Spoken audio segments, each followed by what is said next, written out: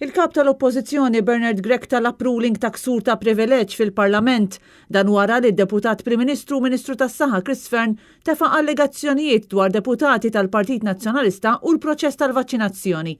Bernard Grech iċċara li l-informazzjoni li kellu kienet propju kif spjegat ftit tal-minuti qabel id-deputat Claudette Buttigieg, jiġifieri li mhux talli ma kienx talbet li tingħata l-vaċċin b'mod preferenzjali talli kienet hi li ġiet avviċinata minn xi ħadd min-naħa tal-Gvern biex tingħata il-vaċċin. Ninfurmak ukoll sur President li Claudette Buttigieg informatni minnu fih malli ġara l-inċident qabel mal-bieraħ saret l-allegazzjoni u għaliex hi mill-ewwel ħasset li dik kienet manuvra biex jipprova jinqabad xi ħadd mill-Oppożizzjoni illi qed jikser il-liġi jew b'xi mod l-etika.